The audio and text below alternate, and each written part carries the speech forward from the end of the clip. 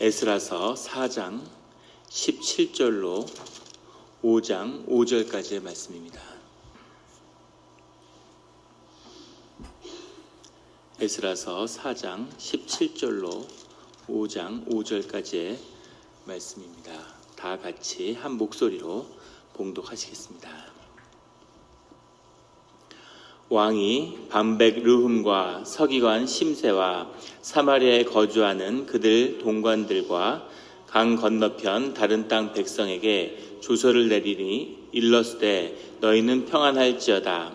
너희가 올린 글을 내 앞에서 낭독시키고 명령하여 살펴보니 과연 이 성읍이 예로부터 왕들을 거역하며 그 중에서 항상 패역하고 반역하는 일을 행하였으며 옛적에는 예루살렘을 다스리는 큰 군왕들이 있어서 강 건너편 모든 땅이 그들에게 조공과 관세와 통행세를 다 바쳤도다.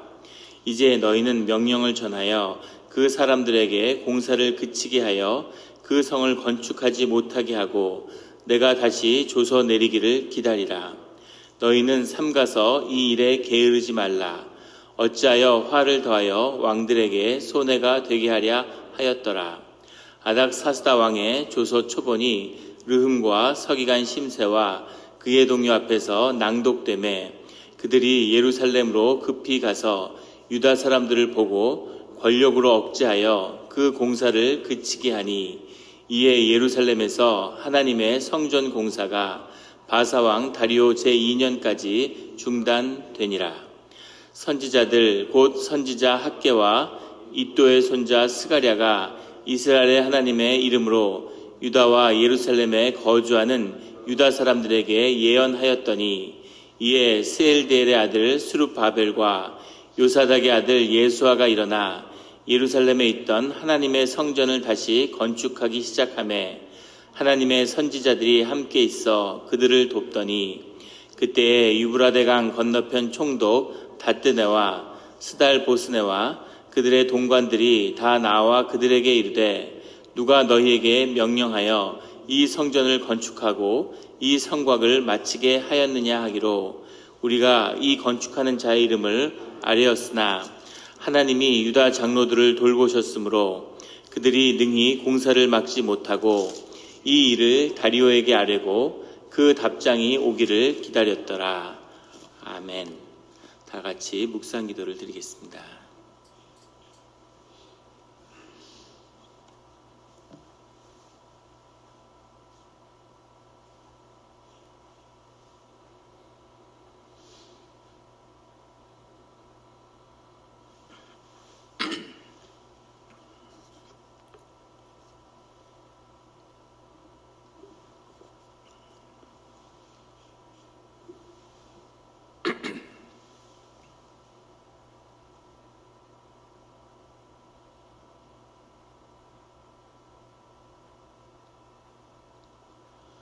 하나님 아버지 감사합니다.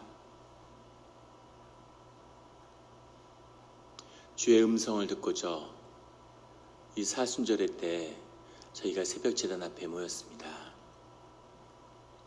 우리 마음의 기도와 우리 마음의 묵상이 주님께 연락되기를 원합니다.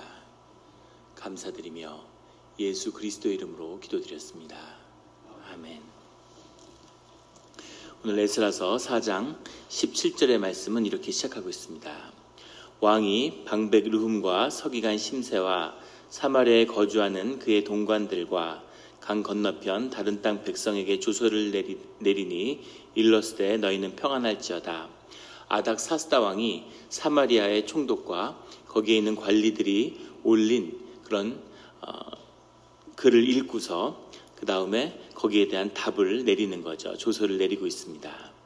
너희는 평안할지어다 할 때 평안할지어다란 말은 아람어로 쉘람인데 히브리어의 샬롬 하는 말과 같은 말인 거죠. 편지를 쓸 때 쉘람하고 시작하는 것입니다.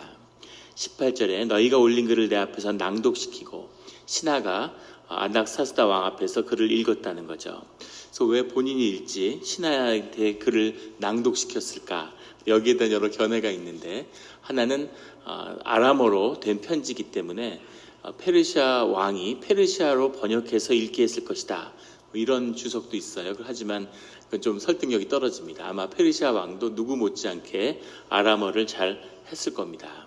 그래서 관례에 따라서 항상 왕이 직접 읽지 않고 신하가 읽게 했을 것이다. 이런 해석도 있고, 본인이 읽은 다음에 제대로 읽었는지 제대로 이해했는지를 확인하기 위해서 신하에게 다시 한번 낭독을 시켰을 것이다.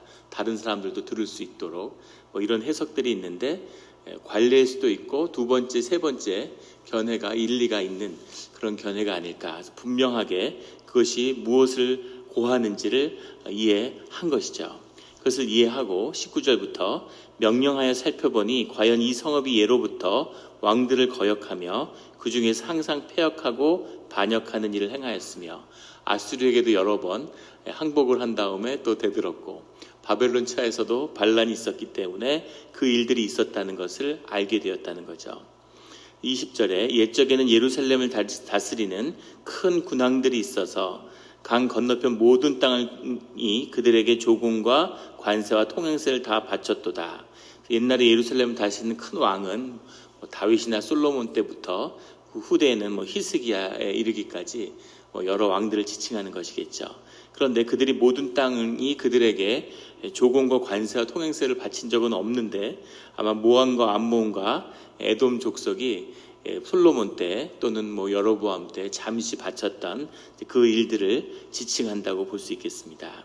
그런데 21절에 이제 너희는 명령을 전하여 그 사람들에게 공사를 그치게 하여 그 성을 건축하지 못하게 하고 내가 다시 조서 내리기를 기다리라, 이렇게 얘기하고 있습니다. 그런데 이 말이 이상한 것은 조서를 한번 왕이 내리면 끝이라는 겁니다. 이게 법의 공포인데, 왕이 오늘 조서를 내리고 또 내일 조서를 내리고 이런 식으로 하면 일대 그 전제 군주 국가에서 엄청난 혼란이 있었겠죠. 그래서 왕의 명령은, 조서는 결정적인 지상 명령인 거죠. 한 번 조서가 내려지면 그러면 끝인 겁니다. 실제 아닥사스다 왕의 조서도 한 번으로 끝이 났죠. 그런데 그것을 내리면서 내가 다시 조서 내리기를 기다리라 라고 이야기한 것은 뭔가 왕의 마음에도 찜찜함이 있는 거죠. 이게 맞는 걸까? 너무 빠른 결정이 아닐까? 그런데 어떻게 이런 결정을 조금만 더 알아봤으면 이것이 고레스 왕의 명령 가운데 있었다는 것을 선대왕, 그리고 가장 페르시아의 창업자이고 중요한 왕인 고레스의 명령이 있다는 것을 확인해 보지도 않고 이렇게 조속하게 또 이렇게 마음에 혼란이 있어서 조서를 또 내릴지도 모르겠다, 이런 식의 말을 내릴 수가 있었을까 하는 것은 굉장한 왕의 마음의 혼란 가운데 있다는 것을 보여주고 있습니다. 이것이 얘기하는 것은 이건 역시 나쁜 영, 악한 영이 역사했다고 봐야 되겠죠. 그래서 왕의 마음을 흔들어서 이런 결정이 신속하게 그렇게 대적의 무리들이 원하는 방향으로 날 수 있도록 그 영이 역사했다, 이렇게 볼 수 있겠습니다. 근데 이렇게 마음이 어지럽고 분명하지 않을 때는 결정을 내려서는 안 되죠. 우리도 마찬가지입니다.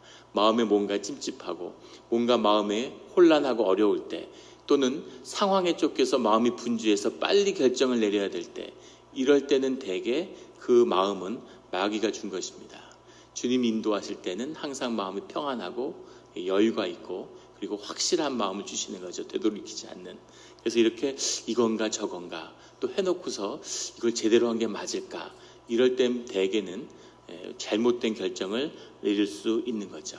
아닥사스다 왕이 어지러운 영에 사로잡혔음을 보게 됩니다. 늘 맑은 마음으로 주님의 영의 소리만 듣는 우리 성도님들이 되시기를 예수 그리스도의 이름으로 축원합니다. 22절에 너희는 삼가서 이 일에 게으르지 말라. 어찌하여 화를 더하여 왕들에게 손해가 되게 하랴. 화를 더한다는 얘기는 이 일을 방치해서 왕에게 재정적인 손해가 나는, 세금을 못 구워드리는 그런 일이 없도록 하라는 거죠.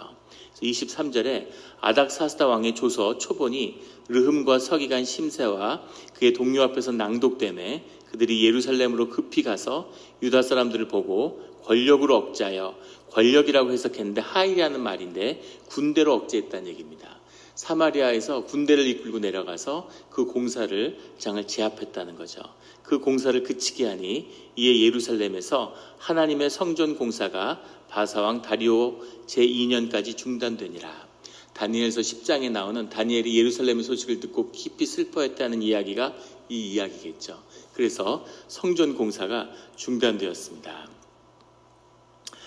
근데 여기서 한 가지 또 볼 것은 이들이 성전 공사를 하면서 영적으로 깨어 있었다는 거죠.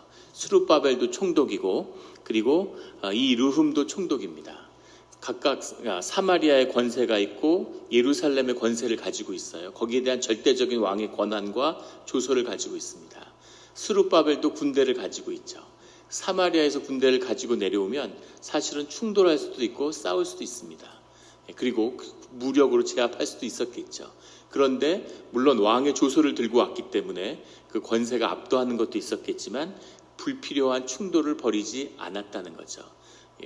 쓸데없이 충돌하고 우리가 성전을 끝을 내야 돼 하고 피를 흘려 싸우지 않고 거기서 한 발 물러섰다는 겁니다. 이것도 하나님의 마음이 있는 거죠. 그렇게 어떻게든 하나님의 일을 가지고 싸우는 가운데 이렇게 피 흘리며 충돌하는 것, 이것은 하나님의 방식이 아니고 하나님이 어떻게 하시는지 한번 두고 보자, 이렇게 하고 기도하면서 일단 한 발 물러난 겁니다. 이것도 분별이 잘 되고 기도하는 것이었다는 것을 볼 수 있죠.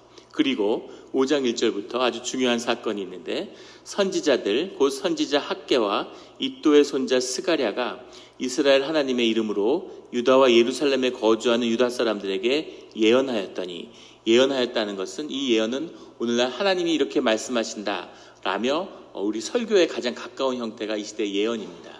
주님의 말씀을 선포하는 거죠. 성전을 다시 세우라고 하시는 주님의 뜻을 선포하는데 스가랴와 학개가 이때 활약하는 겁니다. 학개는 나이가 많았을 것 같아요. 이 당시 예루살렘을 이미 보았던, 성전을 기억하는 그런 선지자였을 것 같고, 스가랴는 학개보다는 훨씬 젊었을 겁니다. 근데 나이 든 선지자와 젊은 선지자 같이 일어나서 하나님의 말씀을 선포하는 거죠. 학개는 하나님의 축제, 학기야라는 말에서 이걸 축약해서 학계라고 부르는 거고, 스가랴는 우리가 잘 아는 하나님이 기억하신다. 우리가 이미 학계와 스가랴의 말씀을 같이 읽었는데, 이 학계와 스가랴가 이 동시대, 그 다음에 느헤미야 때 계속 주님의 말씀이 선포되는 거죠. 가장 어려운 시기고 참담한 시기인데 이 시기에 오히려 하나님의 말씀이 흥왕하는 것을 볼 수 있습니다. 하나님의 말씀이 선포되니까, 이도의 손자라고 했는데 바르라는 말인데 손자가 아들이라는 뜻입니다. 그런데 그냥 친아들을 의미하는 게 아니라 그냥 그 후손이다, 이런 뜻이에요. 이도는 솔로몬의 말기 남유다와 북이스라엘이 분열할 때 활동했던 그런 선지자죠. 그래서 이도의 손자일 수가 없고 아마 한 500년쯤 지난 지금은 상황에 있기 때문에 아주 먼 후손이죠. 그런데 이제 이도의 후손이라는 거죠. 우리가 정약용 선생의 후손이다, 무슨 유성룡 선생의 후손이다, 이렇게 이야기하는 것처럼 이도의 손자인 스가랴와 후손인 학개가 하나님의 말씀을 선포하는 겁니다. 2절에 이에 스알디엘의 아들 스룹바벨과 요사닥의 아들 예수아가 일어나 예루살렘에 있던 하나님의 성전을 다시 건축하기 시작하며, 우리가 한번 전에 나눴지만 일어나라는 것은 자리에 앉았다 일어나는 게 아니라 제자리에 섰다는 거죠. 하나님이 놓으신 자리, 자신이 활약해야 될 자리에 서서 이제 하나님의 일이 다시 시작되었다는 겁니다. 성전을 다시 건축하기 시작하며 하나님의 선지자들이 함께 있어 그들을 돕더니, 무슨 학개 선지자가 이미 나이가 많은데 무슨 도움이 크게 됐겠어요. 그러니까 말씀을 계속 선포하고 이제 말씀으로 격려했다는 거죠. 이것은 하나님의 영에 감동되어서 거기에 붙들린 건데, 그 영과 말씀이 삶의 중심이 되니까 그 모든 주변 상황을 압도하는 겁니다. 말씀이. 이것이 우리 믿음의 사람들의 가는 길이죠. 하나님의 말씀으로 확신이 오고 하나님의 말씀이 우리에게 던져지면, 주어지면 그 말씀이 우리의 영을 사로잡기 때문에 우리의 영이 열려있고 우리가 주님에게 순종할 마음이 되어 있다면 그 말씀의 능력이 우리를 이끌고 있는 거죠. 사실 상황으로 보면 잘못하면 다 죽을 수도 있고 엄청난 재앙을 불러일으킬 수도 있어요. 페르시아 왕의 조서가 도착했는데 공사를 중단하라고 그랬는데 대놓고 명령을 어긴 겁니다. 대놓고 명령을 어기었는데 이 사실이 보고되면 왕은 사실은 건물을 지었고 안 지었고가 중요한 게 아니라, 짓지 말라고 했는데 기다리라고 그랬는데 다시 지었어? 그거는 완전한 반역이죠. 잘못하면 완전히 예루살렘이 다시 망하고 거기 있는 유민이 몰살당할 수도 있는 그런 일인데 거기서 담대하게 성전을 다시 짓는 것으로 나갔다는 거죠. 미친 짓을 하는 것 같지만, 절대 말도 안 되는 짓을 하는 것 같지만 이것이 하나님의 뜻인 것을 믿고 목숨을 건 겁니다. 하나님을 깊이 신뢰하는 거죠. 죽으면 죽지 뭐, 이런 마음이 그들 마음을 사로잡은 거죠.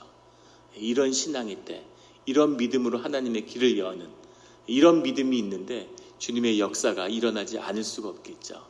이런 때를 맞이하는 우리 성도님들 되시기를 예수 그리스도의 이름으로 축원합니다. 이것이 기도하는 자의 모습인 거죠.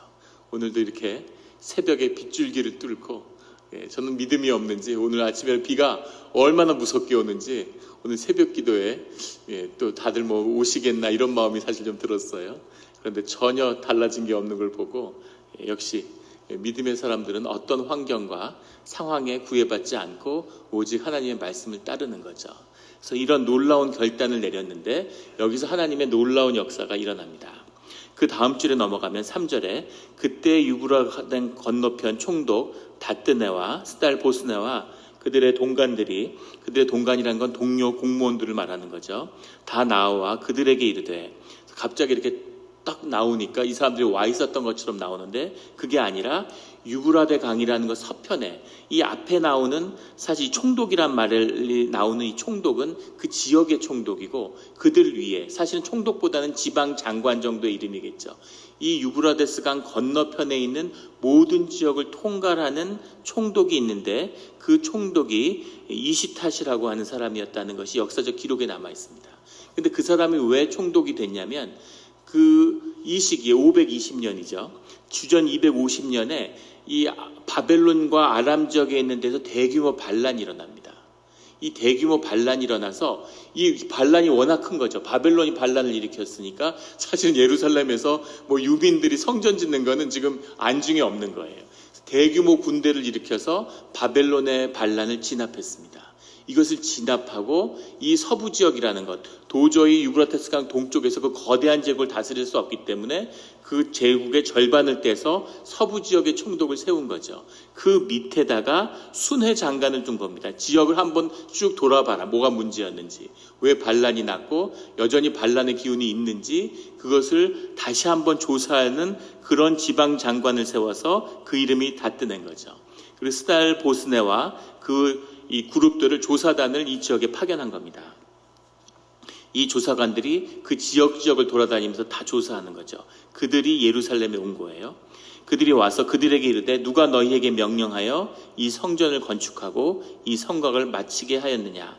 여기서 성곽이라고 해석되어 있는데 사실은 유사르나 뭐 이런 말인데 이 말이 목조 장식을 의미하는 겁니다. 그러니까 사실은 성곽이 아니고 성전을 짓고 성전 앞에 이렇게 나무로 만든 장식이라든가 지지대 같은 걸 댄 그런 것을 상징했을 거예요. 성곽이라고 하면 예루살렘 성곽을 상상하게 되는데 예루살렘 성곽은 아직 시작도 안 한 상태죠.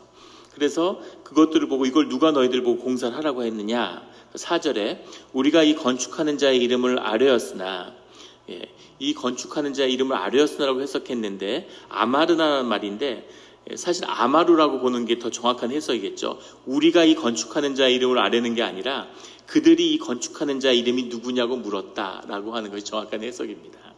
그런데 5절에 하나님이 유다 장로들을 돌보셨으므로 그들이 능히 공사를 막지 못하고 이 일을 다리오에게 아뢰고 그 답장이 오기를 기다렸더라. 이들이 와서 물어보니까 이 일이 수룹바벨이 우리의 책임자고 이것이 그 고레스 왕의 명령으로 시작됐고 그 사실들을 쭉 얘기하는 거죠. 그러니까 새로운 이 지방 장관과 이 황제의 직속 명령을 받고 온 이 총독의 얘기를 들어보고 그게 사실인지 한번 확인해 보겠다 이렇게 된 겁니다. 굉장히 이 사람들은 사실은 전혀 예루살렘에게 적대적인 사람들이 아닌 거죠. 사마리아는 적대감을 품고 예루살렘을 무너뜨리기 위해서 음모를 꾸몄는데 만약에 그런 상황에서 성전 공사가 지속됐고 시차가 있는 것을 보시죠. 그 당시에 느리니까 한번 갔다 오는데 1년 걸리고 몇 개월 걸리고 이러니까 이게 늦는 거죠. 그래서 공사가 중단됐겠지 했지만 공사를 이미 그대로 다시 해서 완공이 된 거죠. 근데 그 상황에서 중립적인 입장에 있는 총독이 다시 와서 그 사실을 보고 이것을 조사해 볼 수 있는 그런 시간이 열린 겁니다. 내일 말씀에 나누게 되는, 그래서 이 결정이 다시 뒤집히는, 성전과 다시 성곽 공사가 시작될 수 있고 다시 오히려 전화 위복이 된 거죠. 고레스 왕의 명령에 따라서 3차 기환이 이루어지는 그런 계기가 되는 겁니다. 굉장한 위기가 와서 잘못하면 몰살해서 죽을 수도 있었는데, 그 상황에서 하나님의 말씀을 붙들고 성전으로 나아가니까 오히려 그 주변 상황이 자신을 도와주는, 모든 것이 협력해서 선을 이루게 된 거죠. 이것이 하나님의 영이 이루는 역사입니다. 늘 좋은 일만 있지, 늘 영으로 좋은 일만 있게 하시지, 그러면 우리가 마음을 잃어버리는 거죠. 마음을 분별하지 못하고 진짜 믿음이 무엇인지, 믿음은 늘 이런 상황의 위험과 위협과 어려움 속에서 말씀을 붙드는 우리의 믿음이 자라나는 거죠. 믿음으로 결단하고, 믿음으로 한 발 더 나아가고, 믿음으로 말씀을 붙잡고, 그런 삶의 결단을 통해서 이 사건을 이겨내므로 우리의 믿음이 한 단계 더 성장하는 거죠. 그 성장된 믿음에 걸맞는 하나님이 축복을 이 예루살렘 성곽이 새로 일어나고 새롭게 유민이 일어나고, 주님은 이것을 다 결정하고 어떻게 하나 보고 계셨을까요? 모든 가능성이 주님 안에서 이미 이루어져 있지만 하나님은 바로 그 순간에 예루살렘 거민들의 믿음의 응답을 보고 기다리고 계시는 거죠.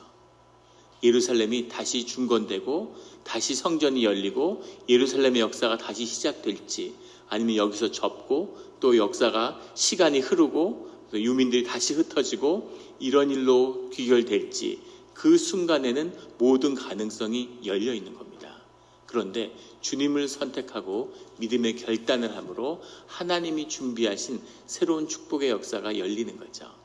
늘 믿음으로 주님을 붙잡고 말씀으로 결단하는, 상황이 아무리 안 좋아 보여도 그 모든 것이 더 큰 축복의 문을 여는 그런 일이 될 수 있다는 것을 성경이 계속해서 우리에게 말씀하고 있는 거죠.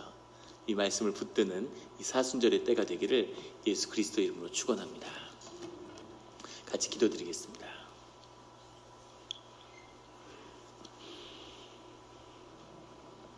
하나님 아버지, 감사합니다.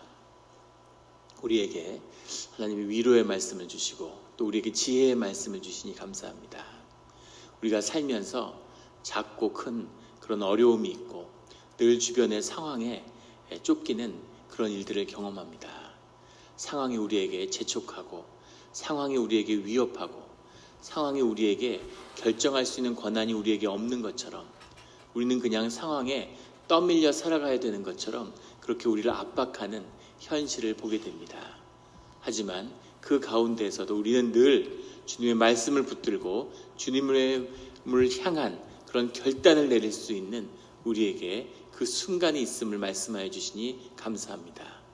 어떤 상황일지라도 늘 하나님을 우리의 삶에 가장 우선순위에 두고, 어떤 상황일지라도 기도하는 자리를 우리의 삶에서 가장 소중한 자리에 두는 그 일이 우리가 상황에 지배받지 않고 우리가 상황을 지배하는 하나님의 능력 가운데 서게 되는 것임을 말씀하여 주시니 감사합니다. 그런 결단으로, 그런 믿음으로 하나님의 말씀을 붙잡고 나아갈 때 주변의 모든 상황이 협력해서 오히려 우리 삶 가운데 하나님의 숨겨진 그런 축복을 불러오는 그런 일들을 누리며 살고, 그렇게 믿음이 자라나며 더 큰 도전에 맞서서 더 큰 삶을 일궈내는 그런 우리의 삶의 자리가 되게 하여 주시옵소서. 주님 감사합니다. 주님이 이미 세상을 이기었사오니 두려움 없이 도전하는 용기 있는 주의 자녀의 삶이 되게 하여 주시옵소서. 감사드리며 예수 그리스도의 이름으로 기도드렸습니다.